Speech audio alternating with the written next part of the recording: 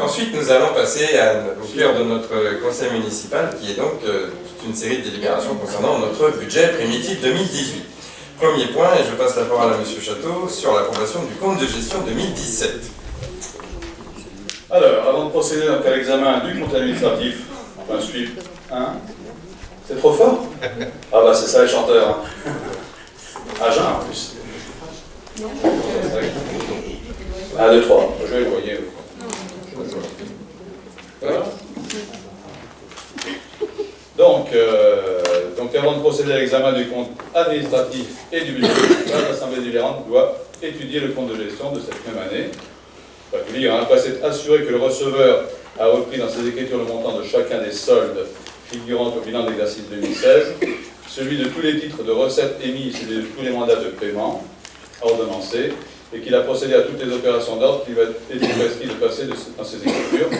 Donc, statuant sur l'ensemble des opérations effectuées du 1er janvier 2017 au 31 décembre, statuant sur l'exécution du budget de l'exercice 2017 en ce qui concerne les différentes sections budgétaires, et enfin statuant sur la comptabilité des valeurs inactives, il est proposé au Conseil municipal, vu l'avis de la Commission Affaires Générales du 7 mars, de déclarer que le compte de gestion du budget principal dressé pour l'exercice 2017 par le trésorier municipal, ce qui était survoyé à l'époque, visé certifié conforme par ordonnateur, n'appelle ni observation ni réserve de sa part. Y a-t-il des demandes d'intervention? Je mets aux voix. Qui s'abstient? Qui vote contre? Adopté à l'unanimité. Je vous remercie. Et pour le point suivant, de façon tout à fait habituelle, je dois vous quitter.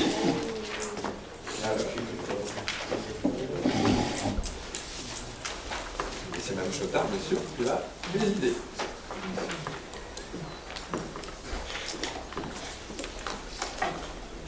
Je passe la parole à Jacques Château. Merci. Donc le compte administratif 2017, donc investissement et fonctionnement bien sûr. Donc en investissement, en recettes prévues et en dépenses 3 25 172 € et quelques centimes. En réalisé, donc en recettes d'investissement 1 450 131 et en dépenses 1 887 082. Quand vous faites la différence de ces deux derniers chiffres réalisés, et que vous les retranchez à 1 062 000, vous avez donc le besoin de capacité de financement de 625 437,58 €. Donc c'est le besoin de capacité de financement, le reste à réaliser étant de moins 164 372 €. En fonctionnement, donc, en recettes prévues, 6 364 000, en réalisé 6 607 000, et en dépenses 6 364 000, bien sûr, pareil, et en réalisé 6 119 377. Donc le résultat antérieur reporté de 200 000 et l'excédent donc de 687 889,78 €, pour un résultat donc de 1 313 327,36 €, les restes à réaliser étant de moins 164 372,38 €. Donc il est proposé au Conseil municipal, vu l'avis de la Commission Affaires Générales, de donner acte à M. Jacques Garot, maire, de la présentation faite du compte administratif 2017, de constater pour la comptabilité principale les identités de valeur avec les indications du compte de gestion relative au report à nouveau, au résultat de fonctionnement de l'exercice, au fonds de roulement, du bilan d'entrée et du bilan de sortie, au débit et au crédit porté à titre budgétaire aux différents comptes, de reconnaître la sincérité des restes à réaliser et de voter et d'arrêter les résultats définitifs tels que résumés ci-dessus. On verra bien évidemment en détail tous ces chiffres lors de l'examen du budget primitif. Merci Jacques, je mets aux voix. Ah, une question? Oui, une question.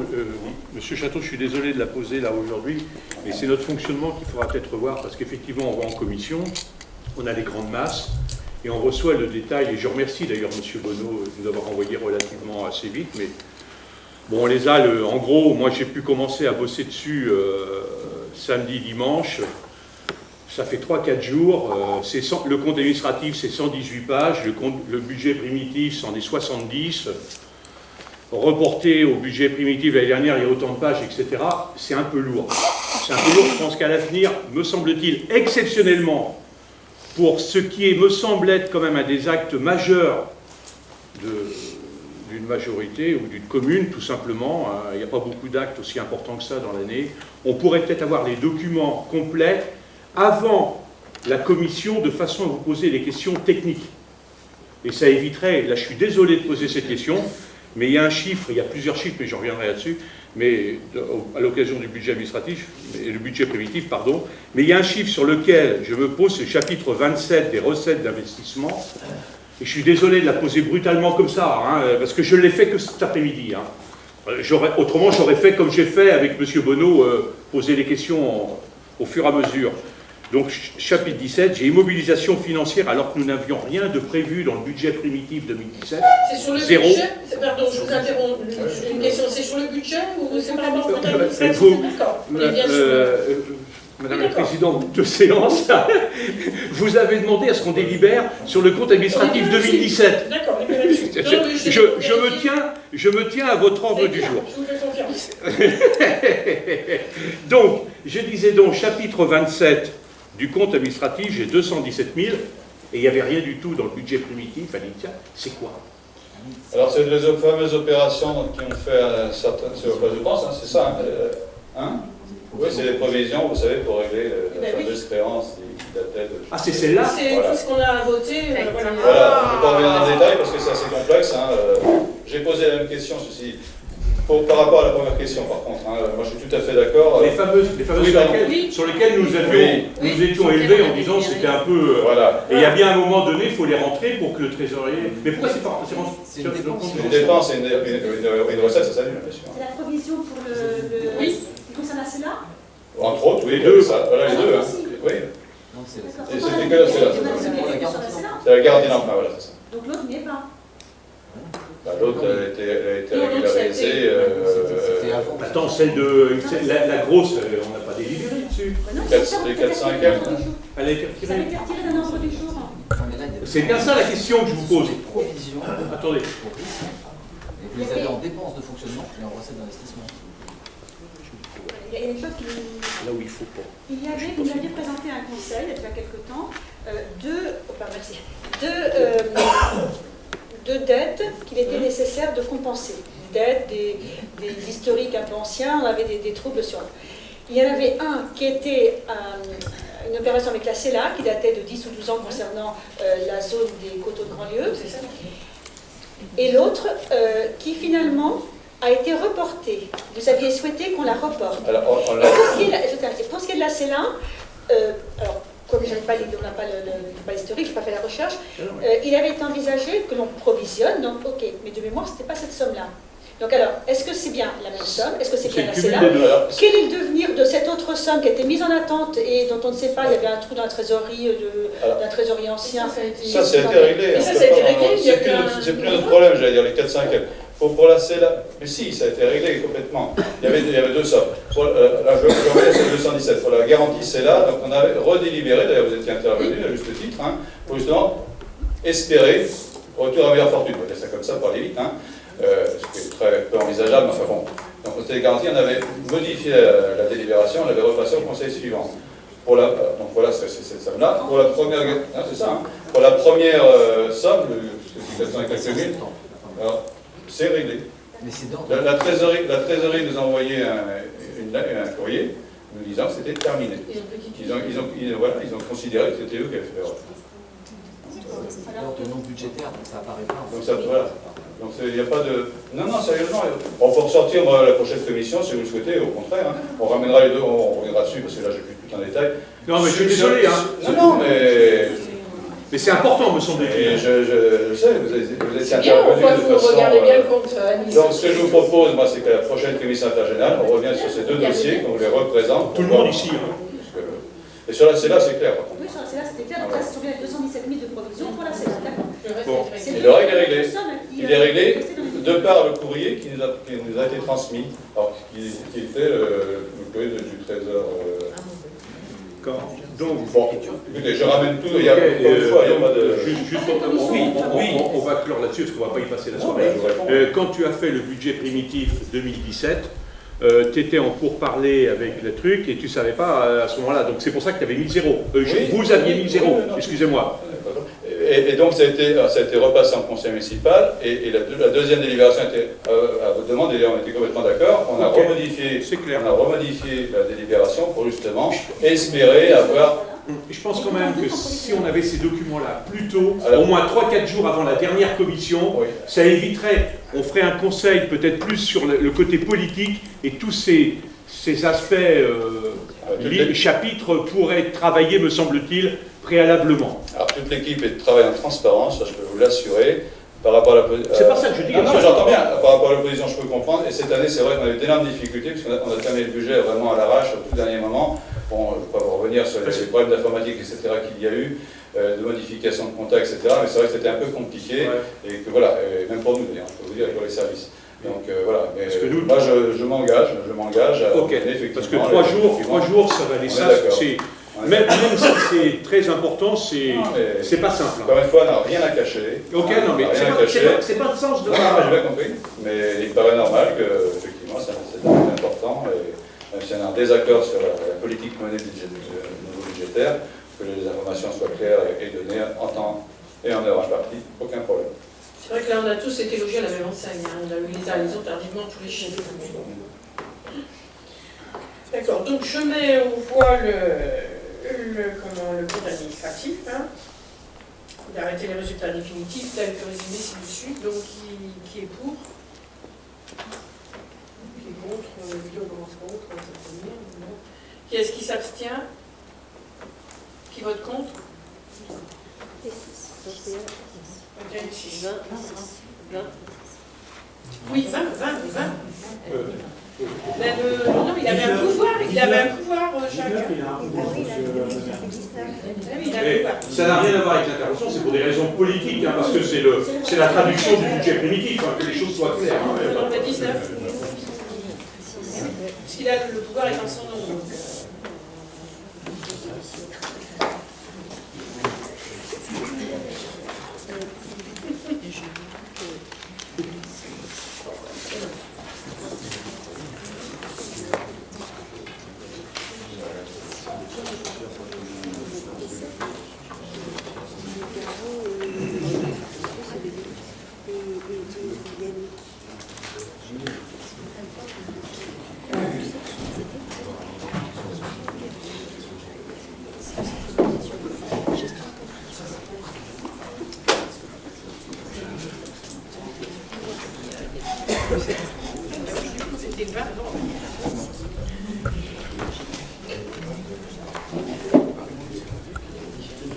Bien, écoutez, je reprends le conseil. Nous sommes rendus au point 10 avec l'affectation des résultats que vous venez de voir, je pense approuver, sur l'exercice 2017. Donc c'est M. Château qui nous présente.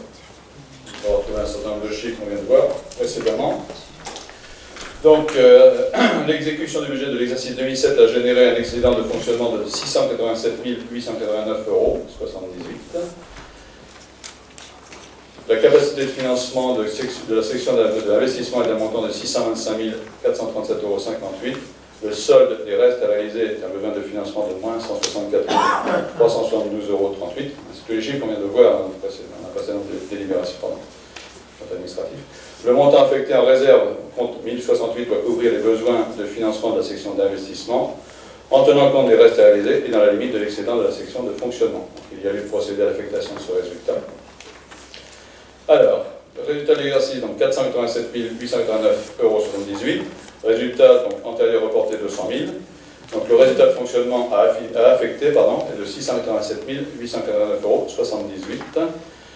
Le solde d'exécution de la section d'investissement, capacité de financement, donc 625 437,58 €. Solde des restes à réaliser d'investissement 2017 en besoin de financement, moins 164 372,38 €. Et donc, capacité de financement de la section d'investissement est de 460 965,17 €. Donc l'affectation, c'est la suivante. En excédent de fonctionnement capitalisé, 487 889,78 €. Et un report, comme tous les ans, en section de fonctionnement, 200 000 €. Des interventions, questions? Je mets au voix. Qui s'abstient? 6 qui votent contre et qui votent pour.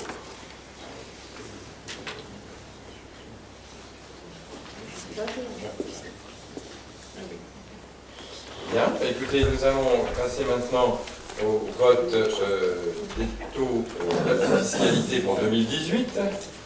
Alors, le budget de l'année 2018 de la commune comprend entre autres recettes, on verra en pourcentage tout à l'heure, le produit des contributions directes. Donc, conformément aux orientations de mandat réaffirmées lors du débat d'orientation budgétaire 2018, je rappelle quand même que les engagements de mandat, c'était pas de hausse, maintien, stabilisation des taux, à condition qu'il n'y ait pas de baisse de dotation. Là, malgré les baisses de dotation importantes, on n'a pas augmenté les taux d'imposition des trois taxes.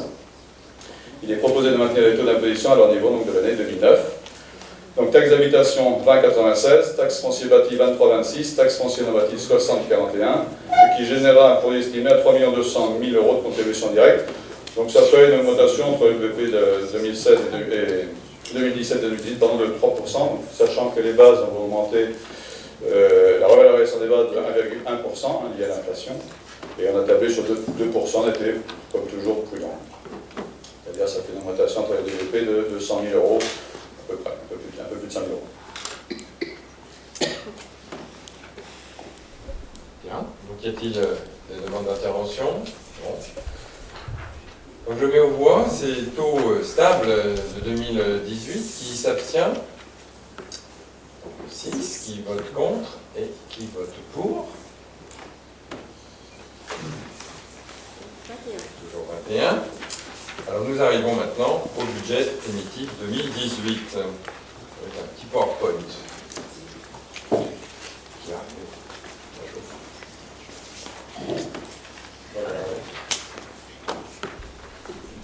Ah, je change de table.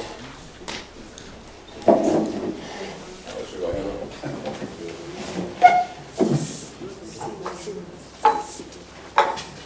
Ah, ça va, ça va.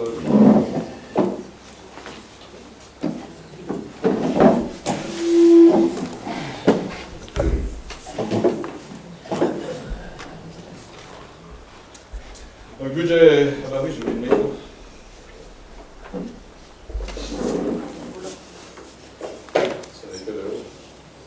Donc le budget primitif 2018.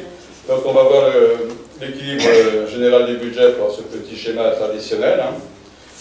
Donc les charges de fonctionnement en jaune, 6 054 100 kg €, 6 054 kg €. Donc en vert, produit de fonctionnement 6 909 000.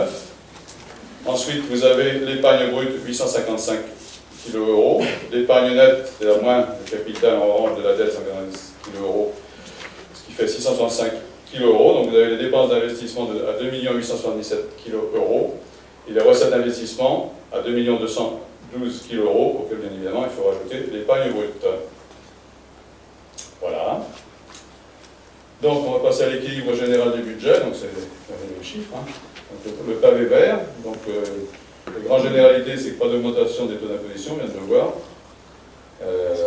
Stabilisation des dotations de l'État, alors c'est la première année que les dotations d'État, on verra tout à l'heure en pourcentage, c'est quand même pas florissant, mais bon, sont stabilisées. Et puis des recettes exceptionnelles liées à des remboursements d'assurance après sinistre, donc c'est bien les ormeaux, et pas Bélès comme j'avais dit en commission. Et puis une vente de terrain, je ne sais jamais le lieu, à Pépinière. Donc on retrouvera les chiffres tout à l'heure. Hein. Donc focus sur la fiscalité locale, bah, voilà, les taux on les a indiqués.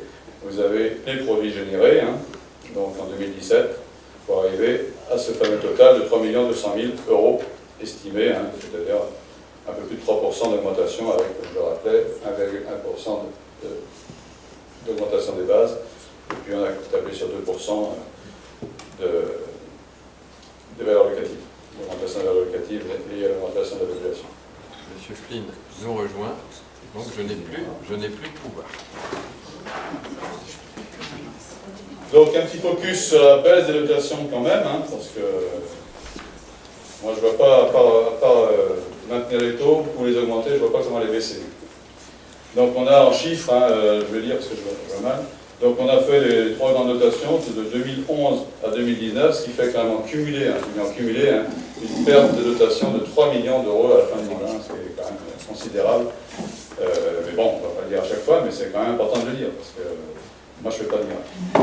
Alors, la dotation nationale de péréquation, qui était en 2011 de 169 892 € est passée en 2019 à 68 210 €. La dotation de solidarité rurale, qui était de 286 374 € en 2011, est passée à 100 557. Et la dotation forfaitaire, qui était de 943 684 € est passée à 693 508 €. Ça sera, parce qu'elles sont des projections à 2019. Oui, pardon.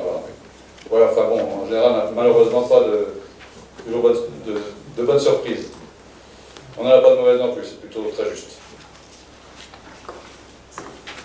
Alors, on va passer aux recettes de fonctionnement. Donc, l'atténuation des charges, hein, on a mis 50 000 €, c'est essentiellement les remboursements liés aux maladies, aux arrêts maladie. Produits et services, donc là, c'est l'activité générée par tous nos services, liée à l'augmentation essentiellement des enfants. Et puis, il ne faut pas se le cacher, les 2% c'est une augmentation qu'on met, à juste titre d'ailleurs. Donc on passe à 741 000, presque 742 000. Impôts et taxes, globalement, une augmentation de 3,69% pour un montant total de 4 256 000. Les dotations, subventions et participations, vous voyez, une petite augmentation, hein, c'est pour ça qu'il ne faut pas non plus se réjouir. C'est une stabilisation, 0,54%, c'est une stabilisation. Et sachant qu'on verra tout à l'heure, il y a des charges incompressibles, malheureusement. Enfin, malheureusement, des charges incompressibles. Autres produits de la gestion courante, c'est essentiellement, mais pas que, essentiellement les loyers, nos loyers. Donc là, c'est un ajustement assez stable. Hein, voilà. Les recettes exceptionnelles dont on a parlé tout à l'heure, liées aux deux opérations, un, le remboursement d'assurance et deux, la vente de terrain, donc 378 000 € 536. Et l'affectation des résultats, donc les 200 000 que j'en avais tout à l'heure, l'affectation générale du résultat. Sachant que bien évidemment, nous, on compare ce qui est comparable, c'est-à-dire que quand on compare budget à budget, on enlève l'exceptionnel. Donc, les recettes de fonctionnement en pourcentage, donc 62% c'est les impôts et taxes. Hein. Donc, vous voyez quand même que on est quand même très très lié, je le dis souvent, mais on a peu de recettes dynamiques. Hein. On entend les doigts, toujours, on entend les mains, je sais pas. Et voilà, donc on est sujet au bon désiderata de l'État et de ses mesures. C'est quand même 62% de dotation qui est quand même relativement stable. Hein. Et le reste, c'est quand même pas excessif, puisque les produits et services, c'est 11%. Si vous rajoutez en plus les dotations et subventions de 17%, vous voyez quand même qu'on a très, très peu de recettes dynamiques. Donc si on ne fait pas ce gros travail sur nos charges avec les services équivalents, voire améliorés, ça devient un exercice très complexe. Alors ensuite, on va passer aux dépenses de fonctionnement. Voilà, on les a... Voilà. Donc, poursuite de l'effort de maîtrise des charges. Hein. C'était quelques exemples, hein, on en a parlé en commission. Donc, les ponts radio, les ponts radio pour améliorer toute notre téléphonie, déjà en termes de coût, puisqu'on n'aura plus qu'un abonnement, et puis en termes d'efficacité. On a un CS pratiquement entamé. On va faire un gros travail sur tout notre parc de véhicules, puisqu'on a sur ces tableaux vus en 3 ans le montant des charges générées par des véhicules un peu vieillissants. Et aujourd'hui, on va très rapidement faire un emprunt court terme, au bout de 3 ans, encore, pour renouveler, d'avoir des véhicules qui sont quasiment HS, et puis des véhicules qui sont quand même très très fatigués et qui nous coûtent très cher en réparation. Donc on a vraiment intérêt là à faire un suivi et à planifier, puisque le travail est commencé, c'est pratiquement fini dans les écrits, tout le monde. Planifier tout ce parc automobile, puisqu'on a quand même 13, je crois, de véhicules. Et puis une question de sécurité aussi. Les économies d'énergie, on continue toujours, puisqu'on va équiper de, je ne sais pas comment ça s'appelle, le foyer à Breteau, qui est donc très isolé maintenant. C'est une réussite, je trouve, cette réhabilitation du foyer à Breteau. On va changer donc tous les grille-pains, ce qu'on appelle les grille-pains, par des radiateurs vraiment très, très efficaces. Et puis, bien évidemment, on continue là aussi l'amélioration liée à l'informatique pour là aussi éviter des tâches souvent très répétitives, qui ne sont pas très valorisantes pour le personnel, et puis dégager justement du temps pour refaire cette grande restructuration en interne qui est entamée, qui va nous prendre pratiquement 6 bons mois, voire peut-être un peu plus. Et voilà, ça c'est quand même une réorganisation en interne pour valoriser justement le travail des salariés et puis aussi à effectif constant répondre à la qualité de tous nos services. Donc les dépenses de fonctionnement en chiffres. Voilà. Donc les charges à caractère général qui sont plutôt bien maîtrisées. Bon, cette année on a mis un peu plus, et comme vous le savez, lors de la commission des appels d'offres et lié au sinistre, notre prime, essentiellement prime d'assurance, a singulièrement augmenté sur plus de 50 000 €. On l'a intégré, bien évidemment, à chaque fois qu'on met un montant, là, on commence à 1 577 000, donc c'est une augmentation de 5%. C'est pas pour l'atteindre, on va tout faire pour essayer de rester dans l'enveloppe d'1,5 million. Bon, on l'a quand même prévu, puisqu'il faut être rationnel. Bon, les charges de personnel, même si, là je le reconnais, il y a eu des choses un peu exceptionnelles l'année dernière, suite à des départs, des remplacements difficiles à effectuer, etc. On est très prudent, puisqu'on est en période normale, je dirais effectif constant, on est plus près des 3% d'augmentation que des 0,69. Mais bon. Donc l'atténuation de produits, 124 000, c'est l'attribution de compensation de 69 000 et quelques. Et puis le FPIC, je vais y arriver. Donc ça aussi, c'est encore une chose qui augmente sans arrêt. C'est une compensation, je vous dis à chaque fois. La métropole est en riche, les communes qui dépendent de la métropole sont à nouveau imposées à travers ce FPIC, fonds de compensation transversal, qui est passé, alors je dis ça de mémoire, 5 000 et quelques, on est à combien cette année? 20 000, voilà. C'est pas des grosses sommes, mais comme c'est exponentiel, je sais pas où on va arriver. Enfin bon, c'est encore un peu plus. Et puis, voilà, c'est important aussi, même si c'est un jeu d'écriture, mais pas que, on aurait, si on n'avait pas fait cette planification pour éviter de payer la pénalité liée à la loi SRU, qui était, dans on a reçu le montant 81 000 €, donc on n'a pas à le payer, puisque, comme vous le savez, on vend des terrains à disposition des terrains à des prix plus qu'attractifs, très bas, des terrains aux bailleurs sociaux, pour construire effectivement des logements sociaux. Les logements sociaux, qu'aujourd'hui on est à 12,90% en tout. Alors c'est un jeu d'écriture soit, parce qu'on pourrait vendre des terrains plus chers, mais en comptabilité c'est différent, parce que là c'est moins de fonctionnement, 80 000 je le disais, et puis dans l'autre sens ça aurait été des recettes exceptionnelles. Donc moi je préfère jouer comme ça, et puis politiquement je trouve ça très très très bien. Donc on est normalement sur un tableau qui devrait nous conduire à ne pas payer cette pénalité jusqu'à la fin du mandat. Et peut-être au-delà. Alors, les charges financières, c'est le tableau d'amortissement qu'on reprend, 102 000. Charges exceptionnelles, on le met toujours un peu. Dépenses imprévues, 150 000 €, on ne change pas, l'équipe qui gagne. Virement à l'investissement, donc 604 000 €.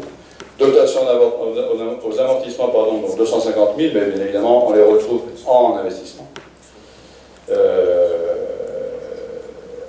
Et bien, les provisions semi-budgétaires, les 217 000 dont on parlait, voilà, elles n'y sont plus.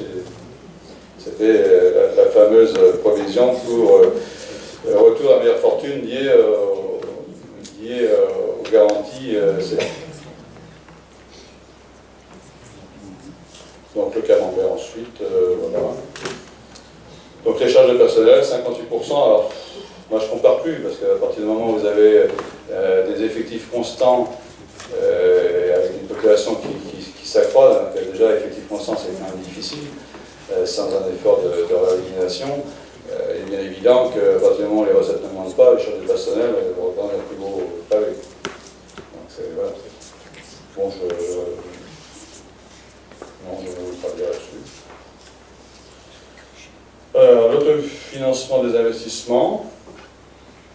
Donc deux composantes de l'autofinancement, donc le virement à la section d'investissement, 600 et quelques, les dotations aux amortissements 250 000, et l'autofinancement des investissements progresse encore donc, de 32% après une précédente augmentation de 65% en 2017. Donc on continue à s'autofinancer, à autofinancer l'essentiel de nos investissements. Voilà, on va continuer. Donc les recettes d'investissement, bon, il y a bien évidemment la FCTVA, hein, puisque quand on bâtit, et c'était le cas de Marais-Bastière, on a un retour l'année suivante de l'investissement, pas à hauteur des 20% malheureusement, mais bon, c'est déjà pas mal. Que dire d'autre? Donc l'emprunt à caution reçue, donc on a mis un emprunt. Alors un petit emprunt, 50 000 en général pour les voitures très court terme. Hein.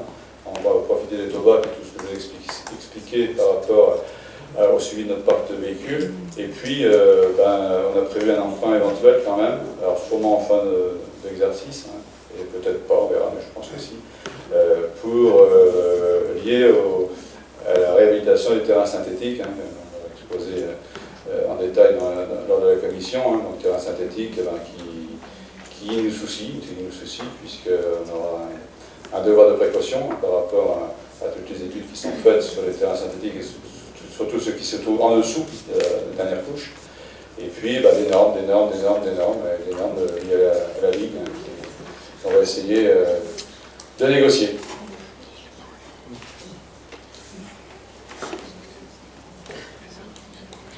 Bon, il y a d'autres spéciales. Voilà, les 654 848, on les a vus tout à l'heure. Hein. Donc, on va passer au nouveau crédit. Je peux passer au. Non, c'est pas grave. Ouais, donc, vous avez la part d'autofinancement, 28%. Donc, on a remis un peu d'emprunt, justement, 250 000. Hein. Et le FCTVA. Donc on va passer aux opérations d'investissement, juste après.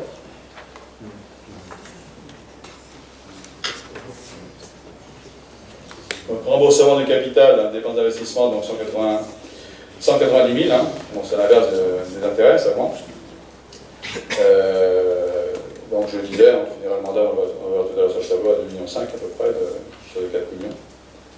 Les dépenses d'investissement, donc 2 876 512. Voilà. Et puis on va passer à une grande liste par opération, hein, des investissements futurs. Donc les équipements scolaires enfants-jeunesse, hein, donc réserve foncière des futurs groupes scolaires des Ormeaux. Et puis différents travaux liés, générés par les travaux Marais-Bastière. Hein. Des équipements administratifs, hein, on a parlé de l'informatique, l'aménagement de locaux, hein, parce que c'est vrai qu'il y a certains locaux qui ont un grand besoin de rénovation, d'amélioration, de confort. Les équipements sportifs, on vient de le voir, essentiellement le terrain synthétique, mais aussi les reprises, hein, liées au remboursement de l'assurance, hein, du sol et des vitrages pédestres, hein, rose. Équipement culturel, donc un podium avec une couverture de sel, ça c'est le grand luxe, non, je plaisante, mais non, c'est indispensable, c'est vrai que c'est important, parce qu'on n'est pas dans une région très ensoleillée, il faut protéger les artistes.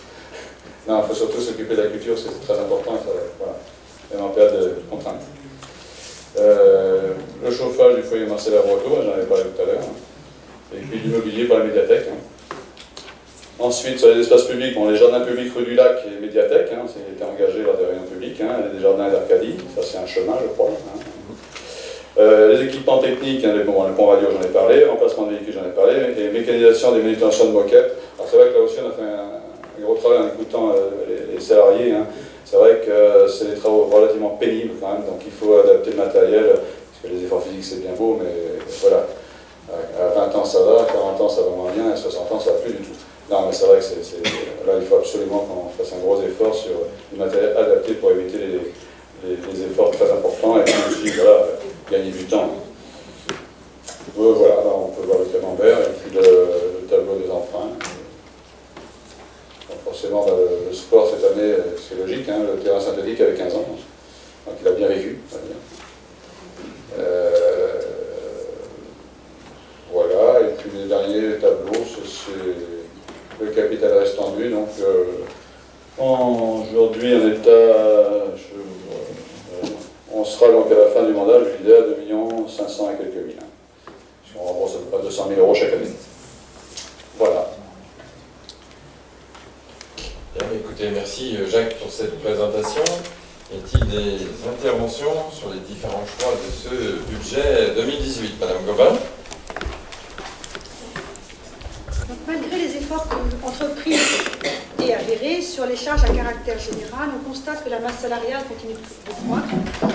Le retour à la semaine de 4 jours aurait pu dégager des ressources si vous n'aviez pas fait le choix de titulariser les heures affectées à l'aménagement de nouveaux rythmes scolaires.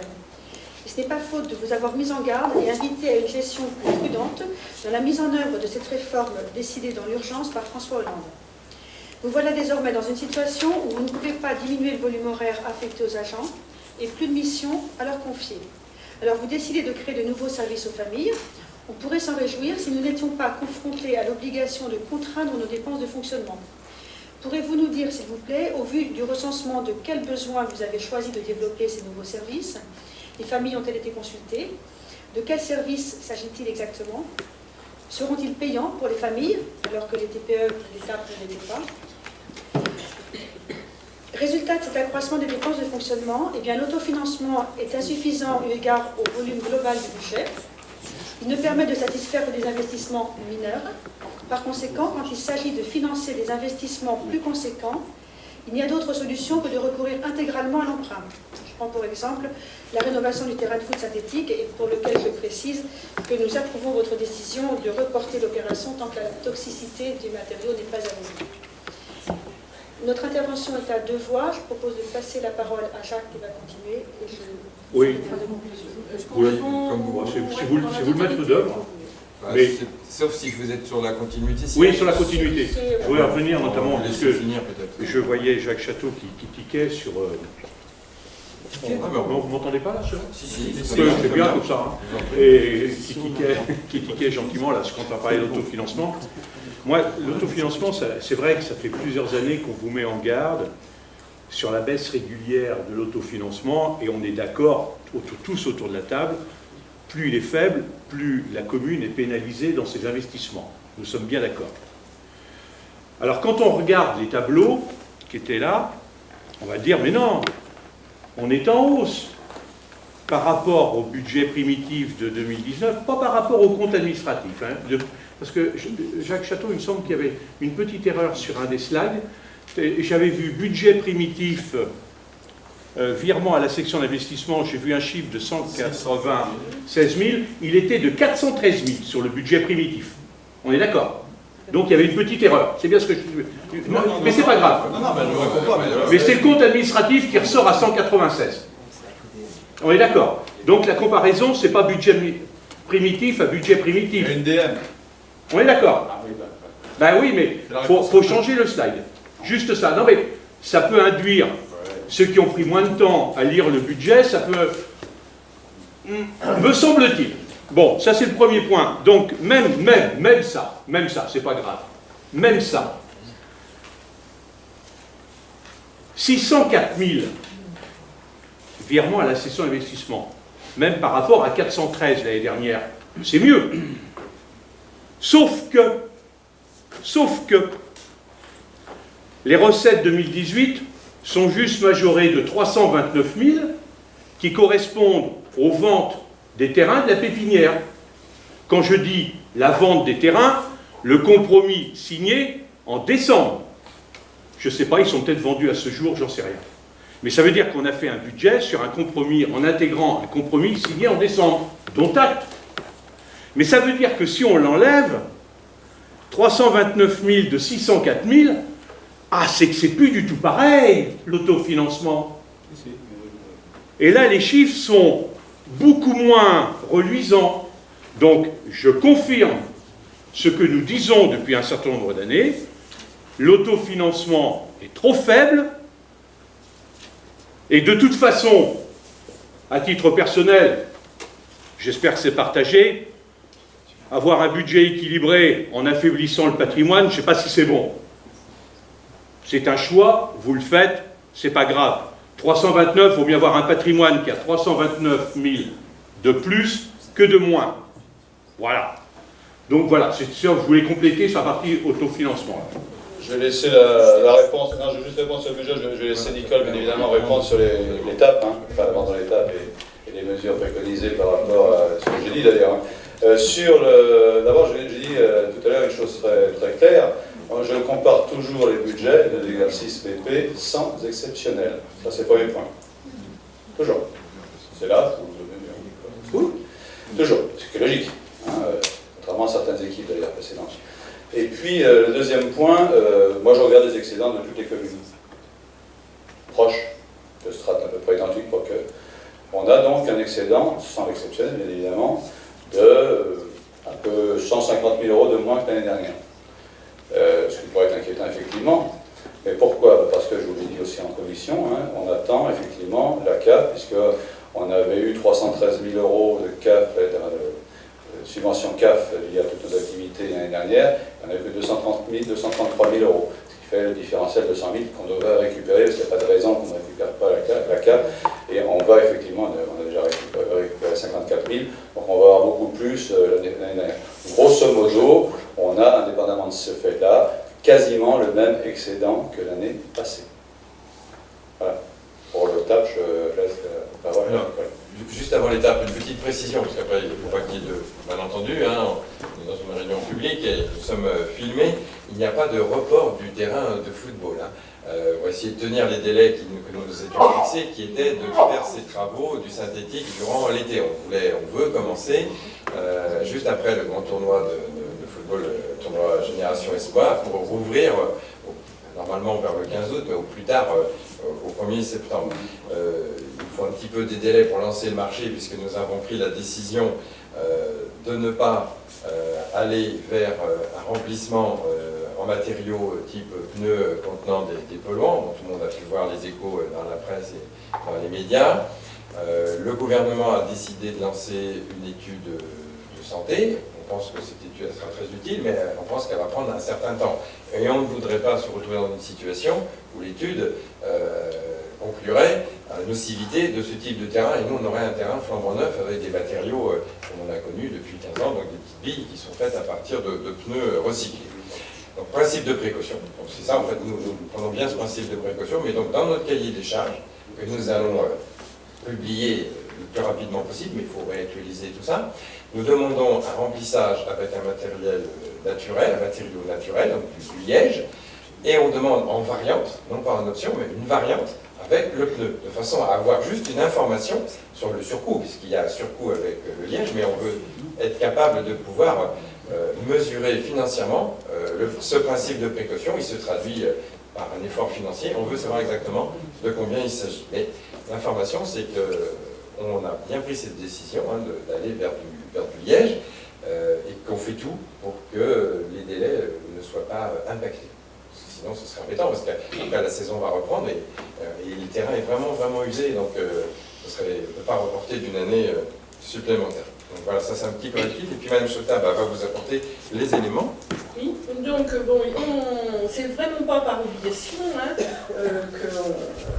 qu'on n'avait pas titularisé, on avait été extrêmement prudent sur les effectifs au niveau des animateurs.